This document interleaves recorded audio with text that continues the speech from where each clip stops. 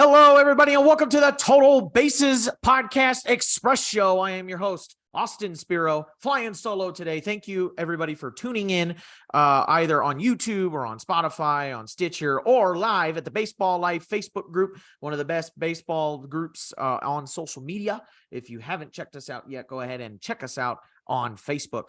You'll meet people like me. You'll meet people like Felipe. You'll meet people like my man Corey Richmond is in the chat.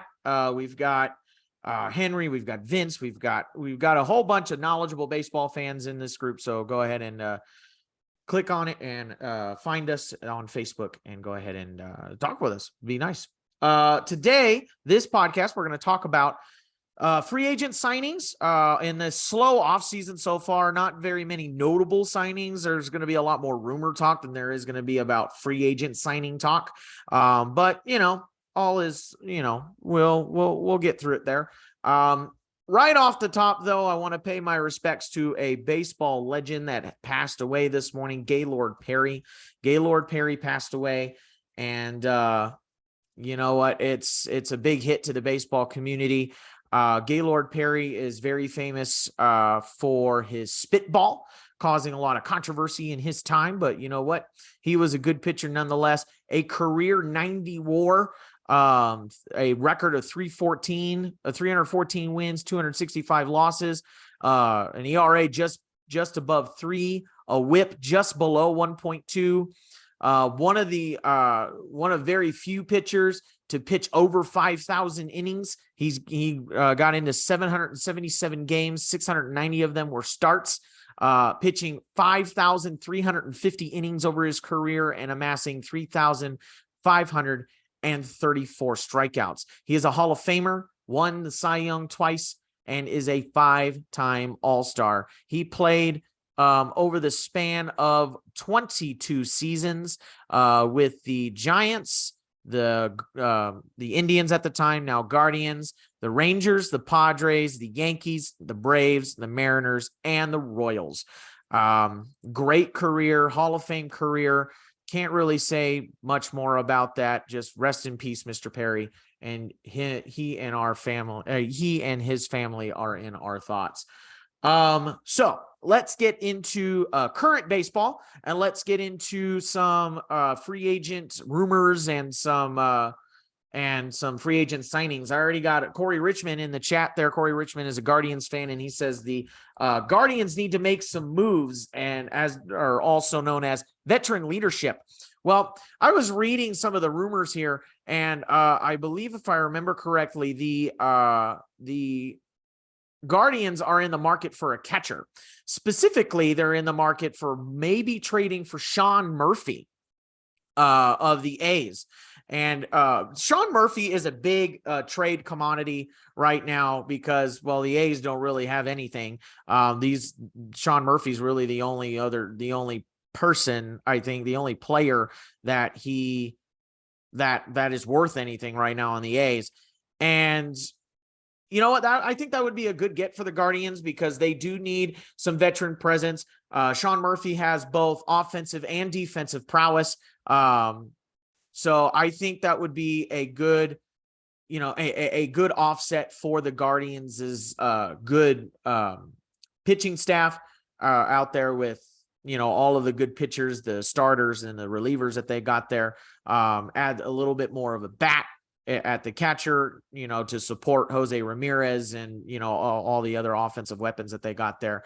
And he's been in the league for a little bit. So there's kind of your veteran leadership there at the backstop. So we'll see if the Guardians do in fact land Sean Murphy. If they don't land Sean Murphy, I'm sure they'll be in the market for either Wilson Contreras or they'll be in the market for maybe Christian Vasquez.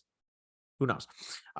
So let's talk about a signing that has happened though. A few days ago, the Astros made a deal with first baseman Jose Abreu, formerly of the White Sox, to come over and play in Houston. I don't remember the details of the contract, so let me pull it up really quick. But he will be playing in Houston for the next little bit of time here. if I can figure out where it is. But it's a 3-year contract. There it is. So 3 years, $58.5 million, 19.5 million per season. I already said it in the last episode. I thought Jose Abreu would have been a great fit for the Astros. They needed some more offensive production out of their first base. Out of their first baseman, Yuli Gurriel. He's a good contact guy, good on base guy. We talked about this in the baseball life.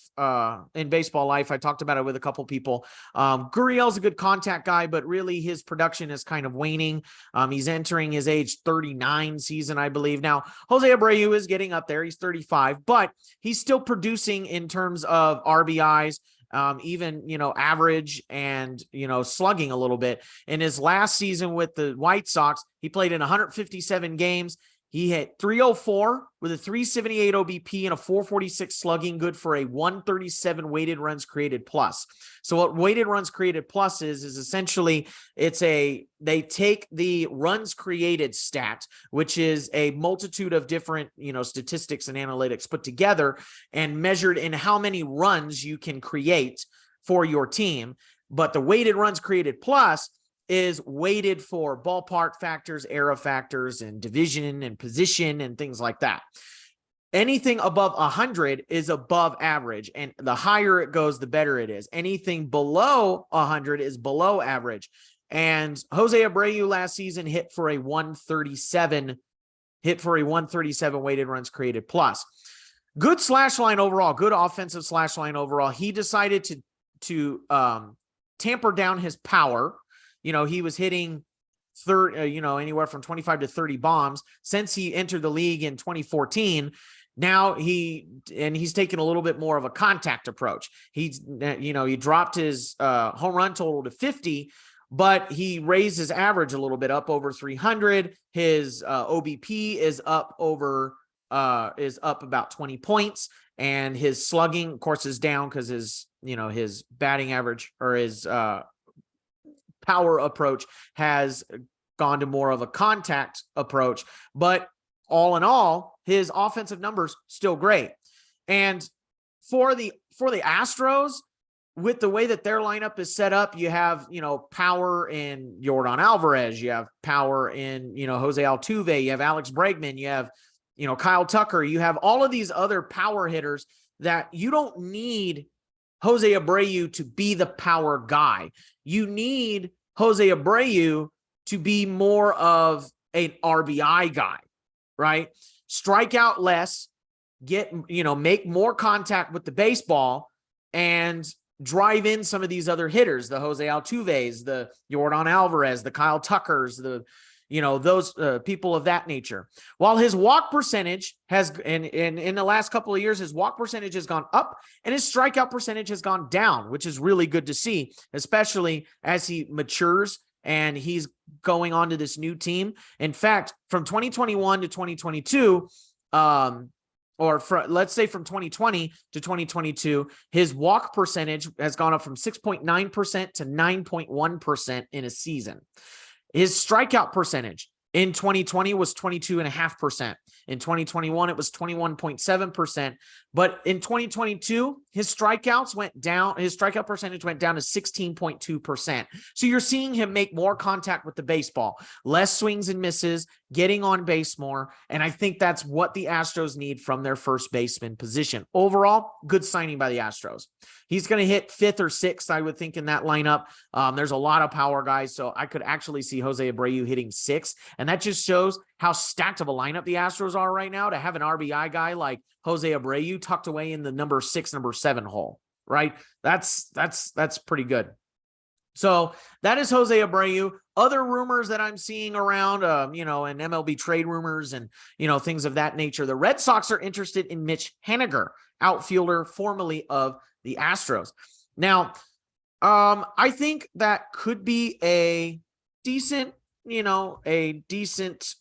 get for the Red Sox. I mean, the Red Sox right now are kind of in shambles. Their offense is in shambles right now. 31 years old, batting righty. So, that's good for, Mitch Haniger could certainly take advantage of the of the Green Monster. And, you know, he's got a power bat, so he would be right in the middle of that lineup for the Red Sox. I don't quite necessarily know his statistics when it comes to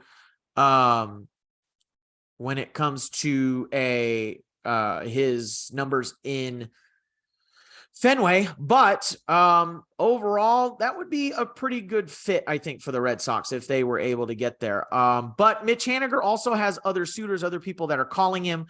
It seems like the Boston has joined in the race with the Dodgers, the Rangers, the Giants, and the Angels. The Angels are also in contact with Mitch Haniger. Yeah, very interesting. I think he's one of the more cheaper outfielder, because the outfielders right now are kind of really, there's a stopgap there. There's Aaron Judge, who's really kind of stopping all of this progress. And after Aaron Judge, you're going to see, you know, probably somebody like Brandon Nimmo, and then Andrew Benintendi, Jerkson Profar, people like that kind of go off the board. But he would be right in that, you know, Brandon Nimmo, Andrew Benintendi type of tier there. So be on the lookout. Maybe he might be on his way to Boston. The other big one, Aaron Judge. It seems like it's come out lately that Aaron Judge will be, we're hearing he might sign in the winter meetings. And it seems like it's come down to really two teams, unless there's some dark horse team that I haven't heard about yet. The Yankees have already thrown out a, over $300 million 8-year contract out on the table for Judge that they are considering. And then the Giants are still in play for Judge here. So it'll be interesting to see if the Giants come back or what they come back with. I don't think it's a matter of if, it's a matter of what they come back with, because I think we know they're going to come back with it. The Giants seem to be pretty aggressive with their pursuit for Aaron Judge. But really, I'm going to be very honest. I really think he should and is going to go back to the Yankees. I don't see him in any other uniform besides a Yankee uniform. I can't see him in a Giants uniform, and I don't really see him playing very well to the Giants' park. The, you know, Yankee Stadium, you already know that he's, you know, successful, not only in Yankee Stadium, but in the Yankee market. I mean, he just had probably his best season, and one of the best seasons that we've ever seen in MLB history as a Yankee. So, you know, I think he should go back to the Yankees, but we'll see. And maybe that'll be over. And I think once Aaron Judge is done and signed, we'll start seeing a bunch of other signings of these bigger guys, especially in the outfield market. But you know, I think Aaron Judge is even making an impact on the shortstop market as well, because you have the Yankees and the Giants both aggressively going after Aaron Judge, and whichever one doesn't land Aaron Judge, I have a feeling they're going to pivot and try and get a shortstop, right? They're going to try and get one of those shortstops, whether it be Trey Turner, Carlos Correa, Dansby Swanson, or Xander Bogaerts. There's a lot of suitors for all of those guys. I know Carlos Correa, it seems like it's a very strong possibility. He may go back to Minnesota, but there's a lot of suitors for all of these guys. But once we see Aaron Judge go off the board, we'll start seeing a lot more people get signed here quick, fast, and in a hurry. Another one that I read that I thought was really interesting was more of a middle tier pitcher. We're not talking about the Jacob deGroms, the Justin Verlanders, or the Carlos Rodons.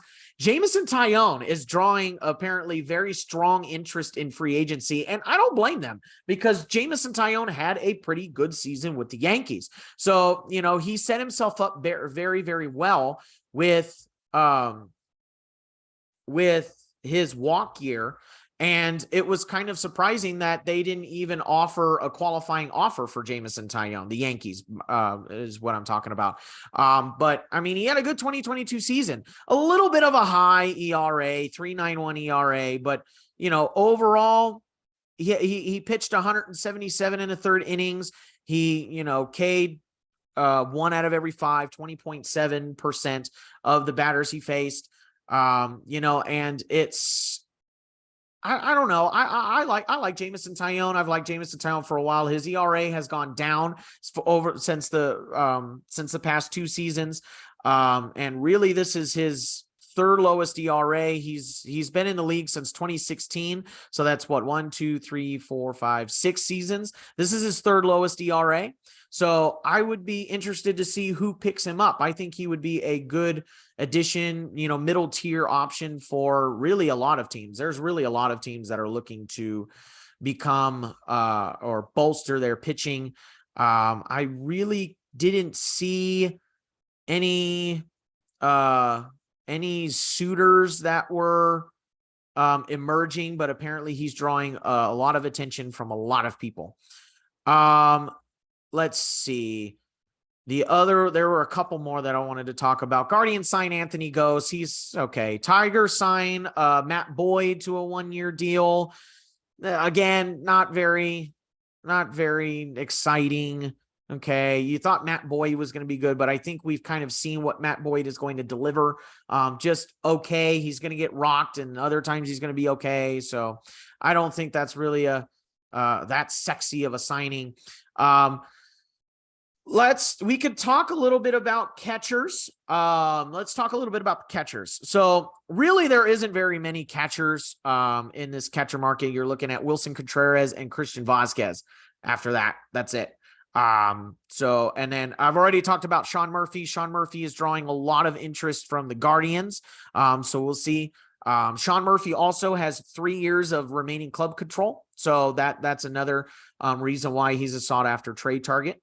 But the other thing that is very interesting is the Blue Jays are expected to deal one of their 3 catchers. They're expected to deal either Danny Jansen, Alejandro Kirk, or Gabriel Moreno. I would think out of those 3, the one that they trade is probably either Kirk or Moreno. And the reason why that is I think Kirk had a little bit better of an offensive season, or at least a little bit more of a notable offensive season. And so he could draw a lot of high trade interest, but Gabriel Moreno is also young. He's a younger catcher, so he could garner a lot of trade prospects that maybe the other 2 don't necessarily get. So if I remember correctly, Gabriel Moreno, I believe, is in his early 20s. He is 22.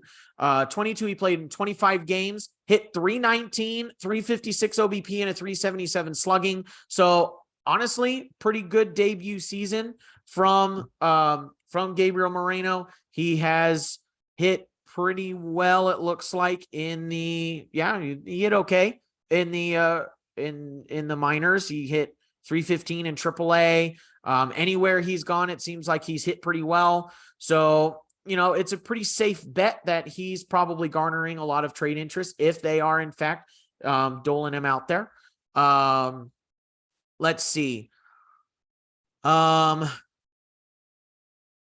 I don't see anything else when it comes to, I think I already mentioned that the Twins are making a strong push for Correa.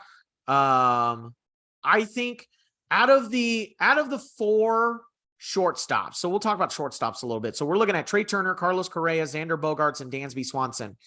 I think the best bet of one of those 4 going back to their team is Dansby Swanson. I think Bogaerts is probably done with Boston.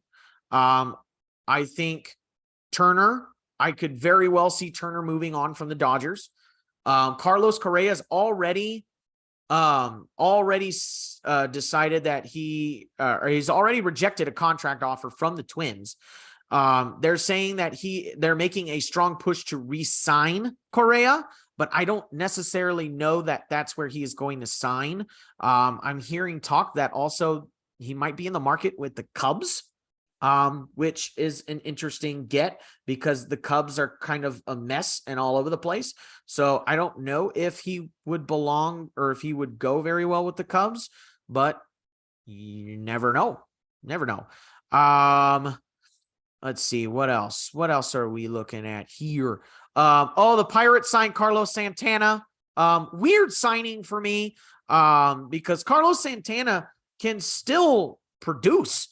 He's a great on base machine. He did very well for the Mariners. He's in his age 36 season. He hit for a 102 weighted runs created plus, but he's not going to hit much for average, 202 average, but I mean, he had a 316 OBP, still getting on base, and he's still a power threat off the bench. So I would think some, fledgling contender team could use him off the bench, but he decided to go to the Pirates. Who knows? Maybe the Pirates are trying to do something. I don't know why that just came out of my mouth, because the Pirates never compete. Let's see. I think that's pretty much what we're going to, looks like that's what we're going to end with. So yeah, it's kind of slow when it comes to the free agent signings, but, there is one anecdote that I saw that I wanted to talk about. Apparently there was one person that was a big deal or a big factor in enticing Jose Abreu to sign with the Astros, and I thought this was really interesting, is Jeff Bagwell. Jeff Bagwell apparently was a huge instrumental piece in the signing of Jose Abreu. And apparently it's been known that Jeff Bagwell has been working a lot with the GM, with Jim Crane, and, with the Astros organization. And lately his role is kind of heightened as some sort of consultant or something like that. And it was rumored that he was going to be interviewed for a front office position. And then it came out that he denied the interview for the front office position for the Astros. And I just thought that was an interesting story. So something else to look out for there is Jeff Bagwell looking for a front office role? Is he not looking for a front office role? Who knows? Maybe they'll entice him enough with enough money. Who knows? A lot of former MLB players, it seems, making their way into the front offices or making their way into consulting roles. I think that's where we're going to end with the Express Show. We're already kind of 20 minutes in. The only thing that I want to talk about is kind of a programming sort of thing here. We are going to get started here with the Greatest of All Time series. For those of you that are just listening on you're listening on YouTube or you're listening on Spotify or anything like that, and you're not maybe in tune with the Baseball Life Facebook group. I over the past couple of weeks, a few weeks anyway, have been asking members of the baseball or all of the Baseball Life Facebook group who they thought was the greatest of all time by each position. So we went first base, second base, shortstop, third base. We went outfield, we went catcher, and we went starting pitcher and relief pitcher. Who is the greatest of all time in all of those? I did top 10. I asked the group to give me top 10 lists, and I compiled all of the data. I had top 15 for the outfield, and I've compiled all of the data. All of the lists have been made. Now is just a matter of programming it and getting it on there and producing the show. And I am happy to say that will be coming either next week or the week after. I'm coordinating that with our poll master, Kevin Miller is going to be on with me, and we're going to be talking about that. And I hope you guys tune in. I'll give you guys more notification when we kind of set things in place on what days we're going to do it and when we're going to start it and things like that. We will probably start with the greatest first baseman of all time. We'll probably go in that order, and it should be a great discussion. And I hope you guys are able to join us and discuss what discuss what you think is the greatest of all time at each position. And it'll be a lot of fun revealing these lists and seeing the debate. So I'm going to end on that note. Thank you guys for listening to the Express Show. Go and make sure to listen on Sunday with Felipe and Sean. They are going to be on for the big Total Bases show. And I appreciate y'all listening week in and week out. Thank you. And if you want to find us, you can find us at the Baseball Life Facebook group. You can also find us on Spotify, Stitcher, Apple Podcasts. We're on YouTube. Anywhere that you listen to your podcast, go ahead and listen to us. Thank you so much for listening. And I am your host, Austin Spiro. And until next time, have a good one, everybody.